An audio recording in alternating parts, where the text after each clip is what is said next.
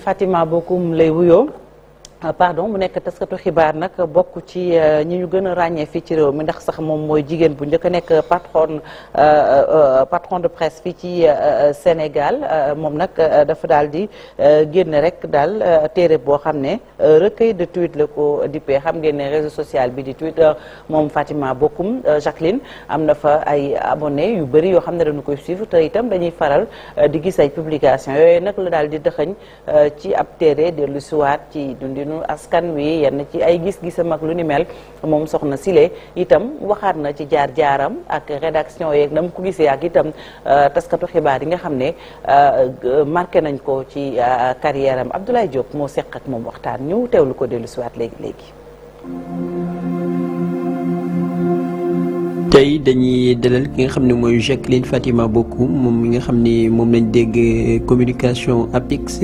waaye tamit mu nekkoon taskatu xibaar jaar lu mel ni RTS ak Sud FM nekkoon aussi première femme patronne de presse waaye mu publier benn œuvre bu nga xam ni dafa jël rek ci li nga xam ne moom lay publier ci réseau bi du Twitter mu def ko benn téere tey ci loolu lañ bëggoon a waxtaan Fatima lu tax nga def livre boobu noonu. xam nga loo gis rek des fois lu tuuti moo koy sumb dama amoon sama benn xarit boo xam ne jeune la mu ñëwoon sama bureau un jour bëggoon liggéey ak sama structure ñuy waxtaan mu ne ma mais Fatima naka nga mën a gérer communication structure bu mag comme APIX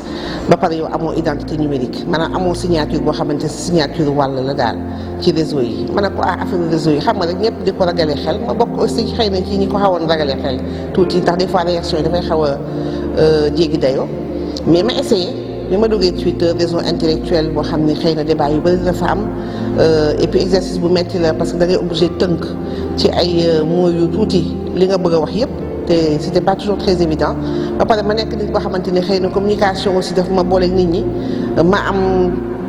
contact bu xaw facile ak ñoom bëgg aussi di déglu nit ñi ci seen problème seen dund ak yooyu commencé nag ci ay débat bëggu woon politique parce que waxtaanu politique Sénégal dafa xaw a metti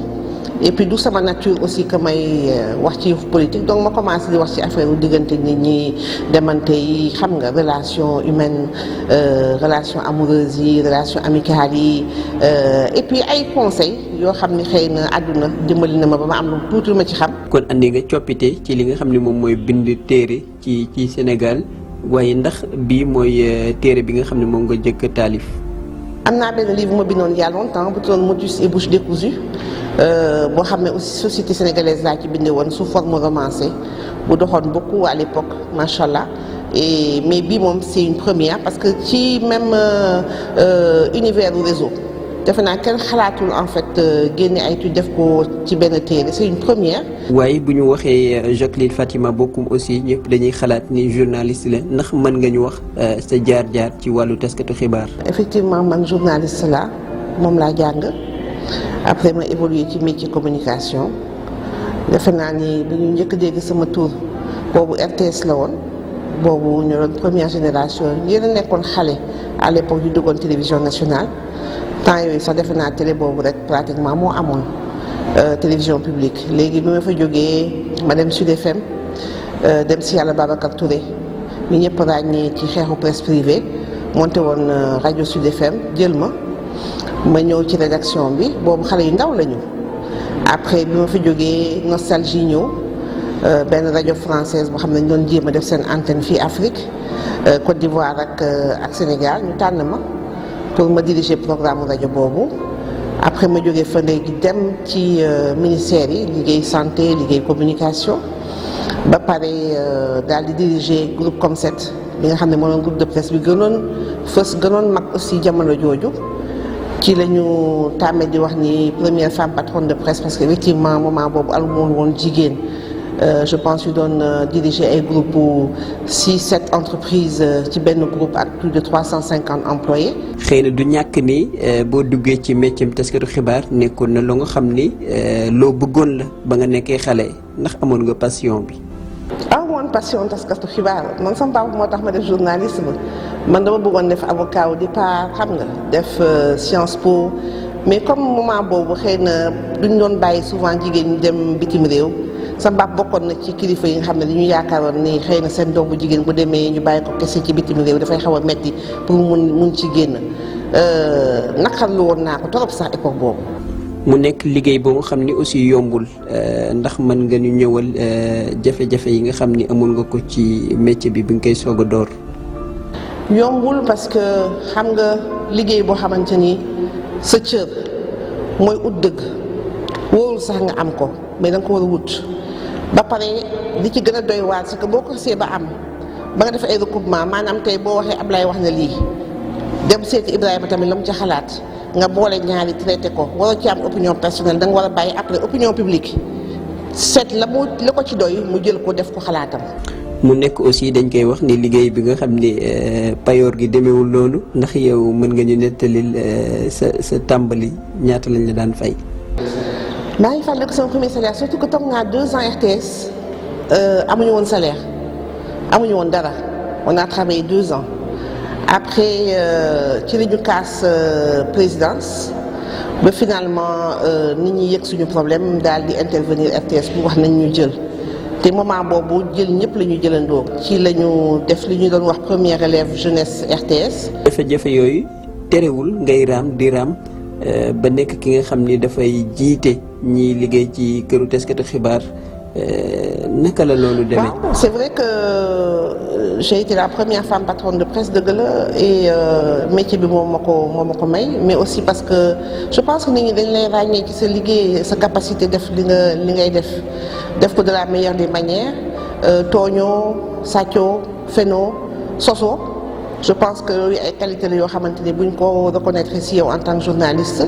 et puis comme c'était pratiquement presque un concours ay DG à l'époque boo nañu diriger groupe yi et puis bi ñu lancé kii bi man comme tout le monde dama concourir pour prendre le poste de directeur général boobu et puis finalement confiance aux administrateurs yi notamment Youssou Ndour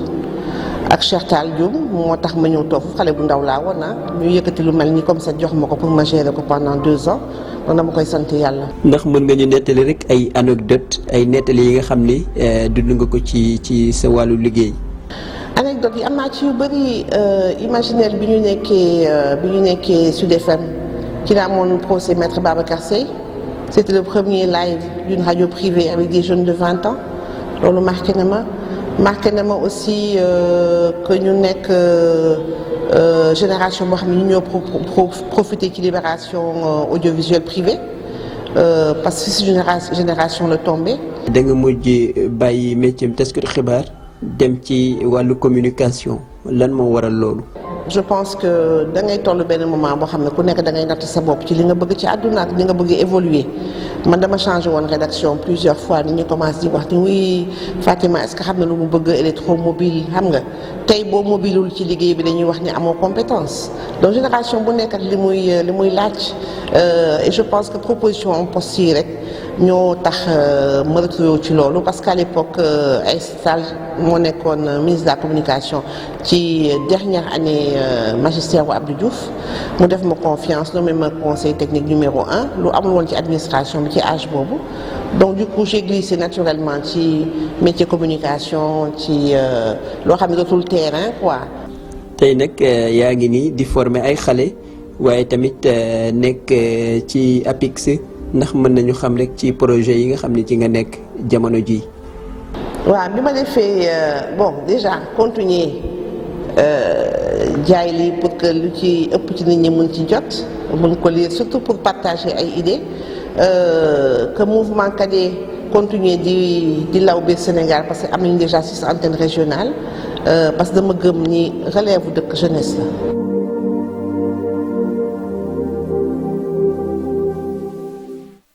Jacqueline Fatima Bokoum une fierté El Hadj Malick Thiandoum ci presse sénégalaise mun nañu wax sax fii ci dendoob Afrique bi recueil de tweets nag di benn œuvre boo xam ne moom génne na ko moom soxna si nekk taskatu xabaar. respect à elle. déjà ci parcours am. ndax jaar-jaaram wane na ni c'est une femme de caractère. mais également c'est véritable professionnel de la communication. Tout à fait. te fépp fu mu jaar marqué na empreinte. Elle a fait les beaux jours de Sud FM. de Sud FM ba Sud FM di nekk vraiment Sud FM bi nga xam ne ñëpp dañ ko doon déglu. mu nekk fa marqué empreinte am. nekk yi tamit ku nga xam ne elle a une voix suave. à la rajo ñëpp di ko déglu. ci loolu également mu nekk une dame très ambitieuse. qui s'est battue pour créer. tey jii benn groupe de presse nekk yi tamit ku nga xamante ne nii tey ay nit ñu bëri ñi ngi nekk sous sa coupole mu leen di fay di leen manager et c'est pas évident pour une dame nga am vécu boobu yëpp mais également nga yor société di ko diriger d'une main de maître te loolu je pense expérience ak expertise bi mu engrangé moom moo ko may mais aussi mu nekk ku nga xam ne elle est à cheval entre l'ancienne et la nouvelle génération et c'est ce qui lui a permis justement ci wàllu jumtuwaayu xarala yi muy Twitter mu nekk ci am ci également aura bu mag a mag a mag ba tey jii mu génne téere móol ko jële ko ci li nga xam ne mooy ay tweetam mu nekk lu nga xamante ni nii également dañ koy saluer donc respect à notre sœur à notre consoeur et puis di ko ñaanal li mu mébét yëpp mu sottal ko ak jàmm en tout cas jigéen la bu nga xam ne à l'image de ma consoeur qui est là à côté de moi et bien d'autres femmes je pense que tey li nga xam ne mooy wàllu jigéen ak taxawaayu jigéen ci société bi bokk na ci ñi nga xam ne mën lañ leen wone comme modèle pour les générations actuelles ñu inspiré wu ci jaar-jaaram inspiré wu ci liggéey bu mu liggéey ak niveau bi mu egg nii te ñu xam ne jigéen mën na occuper n'importe quel poste dans ce pays là des tweets très appréciés quand même sur les réseaux moom Jacqueline Fatima Bokoum et puis li gën a intéressant mooy mu nekk première femme bu jiite presse bi ci Sénégal mais nekk également taskatu xibaar à une époque boo xam ne journaliste yu jigéen yi bari wuñu woon ci époque boobu dañ leen doon compter et puis mu am taxawaay bu am solo ba pare wane yoon quand même ci génération yi topp si moom comme ni ko yeneen ay moromam defee Marcel. waaw jigéen yu mën góor yi je pense que. waaw bëri nañ macha allah Sénégal donc je pense que bu ñu évoqué turam en tout cas ancienne génération yi ñoom xam nañ ko bu baax a baax. et la nouvelle génération surtout je disais surtout l'ancienne génération et la nouvelle bien évidemment elle a donc su faire benn pont boo xamante ni c'est assez important benn jamono joo xam ne. quand même lu jëm ci wàllu réseaux sociaux lu ci ëpp lu négatif rek lañ ci faral di nemmeeku moom mu indi benn challenge bu bees indaale li nga xamante ne moom mooy un recueil de 1200 tweets quand même yi mu regroupé ci 140 pages donc ci benn ouvrage assez original quand même faut le dire donc il fallait y penser je pense que tey looloo nekkoon ce challenge là et que réconcilier wax na ko sax ambition bokk na ci réconcilier li nga xamante ne moom mooy littérature ak les réseaux sociaux bokkoon na ci objectif am bu muy génnee recueil de tweets bi donc di ko féliciter di ko jaajëfal je pense que on en fera jamais assez pour jigéen yu mel ni moom donc gàcce ngalaama. voilà gàcce ngalaama Jacqueline Ibou Diouf li ko dalee groupe Sud Communication jaarale ko ci feneen fi mu jaar yëpp dafa am taxawaay bu am solo ni ko Marcel waxee yow nga yëngatu ci wàllum livre yi donc bind moom bàyyi fii ala kulli àll lu baax la. exactement Fati ñu ci profité rek di ko jaajëfal di ko féliciter. ndax li mu def am na solo donc Mamadou Ibra Kane mooy naan bind. dafa laaj courage ak patience. absolument te loolu la def. bu dajalee multitude loolu vraiment on doit le tirer le chapeau. muy suñu consoeur di suñu mag boo xamante ne inspiré na ñu bëri ci métier bi. J'avoue que boo ko doon déglu Sud FM c'était avec beaucoup de plaisir. bi mu ñëwee aussi à chaque fois ñu koy invité aussi c'était toujours des moments de plaisir boo koy suivre. un régal quoi. Voilà c'est un régal on se rappelle tous initiative bi fii Info Matin defoon. invité leen si c'était vraiment très intéressant mu ñëw rek ci loo xamante ne Malick wax na ko léegi réconcilier un peu li nga xamante ne mooy la littérature tout en se basant sur les réseaux sociaux c'est important parce qu'on a tendance de dire que xale yi liiratuñu donc suñu demee tey ba méngale li nga xamante ne moom la ñu ëpp li ñu utiliser ak lu aju ci boolu téere je pense que c'est quelque chose à saluer et j'espère que yeneen soxna yi dinañ ci topp comme niñ ko defee donc ñu am ay production vraiment yoo xamante ne dafay aju ci wàllu genre dans la presse donc am na ci loo xamante ne def na ko ci wàllu taarix Fatou. te dañ leen di gis saa yu nekk même peut-être gisatuñ ko ci rédaction yi déggatuñ ko peut-être ci rajo yi mais à chaque fois bu ñu defee sorti rek. da ngay xam ne professionnel moom mooy wax su defee li may wax c'est un régal de lire Jacqueline sur Twitter. comme également ñu bëri niñ ko doon dégloo aussi à la rajo bi mu nekkee Sud FM ak également di rafetlu Cheikh Tidiane xalimaam bu ñaw macha allah et puis di bind loo xam ne luy jëriñ société la. man Twitter mi dama koy lire et je pense que. tu es un fan comme moi. et surtout dafa parce que dafa tombeek période boo xam ne ni réseaux sociaux yi fii ci Sénégal c'est extrêmement pollué. Il y a énormément de violence ay saaga yoo xam ne ni dem na ba tax am na ñoo xam ne sax bëggatuñ di dugg ci réseaux sociaux yi pour uniquement ne pas vivre ce genre de choses mais moom Twitter mi soo ko lire c'est souvent des odes à l'amour à la fraternité joie de vivre et je pense que loolu nit ñi soxla tamit quelque part parce que loolu moom mooy tax vivre en société bi neex mën a jëm kanam et puis aussi li ko Marcel ak Ibou waxee tamit de notre côté on voit que ñu bari dañ doon jàpp ni que réseaux sociaux yi dafay delloo littérature ginnaaw